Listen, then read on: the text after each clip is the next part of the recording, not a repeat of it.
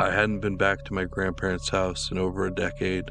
As a kid, I spent endless summers running through the vast fields that surrounded their property, catching fireflies in mason jars, and listening to Grandma's stories on the wraparound porch. But as I grew older, life took me elsewhere. College, work, and the general rush of adulthood had pulled me away, and somehow the years had slipped past faster than I realized. When Grandma called me out of the blue, her voice warm but insistent, I felt a strange pull in my chest. "We'd love to see you, dear," she said. "It's been too long." It had, and with things in the city becoming more overwhelming than I cared to admit, the idea of a quiet few days felt like exactly what I needed. I packed a bag and made the long drive down, winding back roads, watching the scenery grow more rural, more isolated with every mile. When I finally pulled into the driveway, the house looked exactly as I remembered it, tall and slightly sagging. Its once bright white paint faded and peeling. The fields surrounding it stretched out endlessly, their golden waves whispering in the afternoon breeze. Beyond them, the woods loomed dark and thick, the same woods I'd been warned not to wander too deep into as a child. Grandma and Grandpa were waiting on the porch, just as they always had, smiling warmly as I climbed out of the car. "Well, look at you," Grandma said, pulling me into a tight hug. "All grown up." "It's good to be back," I told her, though something about the place felt off. A little too still, a little too unchanged. Grandpa gave me a firm nod, his rough hand clapping my shoulder. "Took you long enough," he grumbled, but there was no real bite in his words. Inside, the house smelled of baked bread and aged wood, a mixture of warmth and history. Everything looked exactly as I remembered. The old wooden floors, the heavy furniture, the collection of framed photographs lining the walls.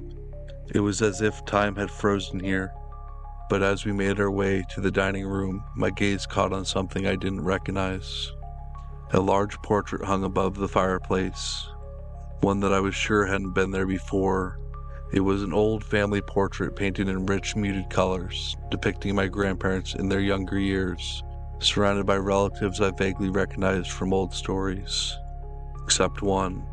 Standing toward the back, partially obscured by shadow, was a man I didn't recognize. He wasn't posed like the others. His body was slightly turned, his face tilted just enough to make his expression unreadable. Something about him made my skin prickle. "Come on, dear," Grandma called from the dining room. "Dinner's getting cold." I tore my gaze away and followed them to the table. We ate in a comfortable silence, catching up on small things, how work was going, how life in the city treated me. I avoided mentioning how exhausted I'd been feeling lately, how I'd started waking up in the middle of the night with a sense that someone was watching me. That wasn't the kind of thing you brought up over homemade stew. After dinner, I found myself wandering back to the living room, drawn to the portrait again. The fire in the hearth flickered, casting strange shadows across the painting. My eyes drifted to the unknown man. Had he been that close before? I frowned, stepping closer.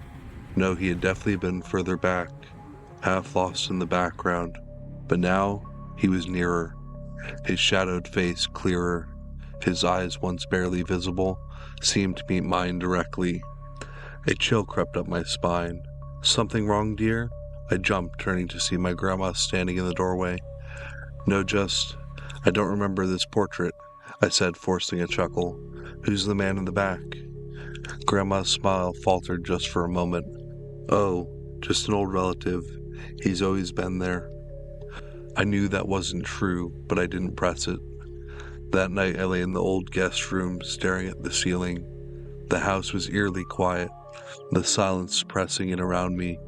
No distant hum of traffic, no city sounds, just the occasional creak of the old wood settling. And then I heard it, a soft rhythmic sound, footsteps. They crept down the hallway, slowly and deliberate, pausing just outside my door. My breath hitched, The floorboards groaned under the weight of something just on the other side. I turned onto my side, facing away from the door, my pulse hammering in my ears. Maybe it was Grandpa making his way to the kitchen for water. Maybe it was nothing at all. Then the doorknob rattled. I squeezed my eyes shut, my body frozen. After a few agonizing moments, the noise stopped. The footsteps retreated, fading into the stillness of the house. The next morning, I forced myself to shake it off. Maybe I had imagined it after all. I hadn't been sleeping well for months. Maybe my mind was playing tricks on me.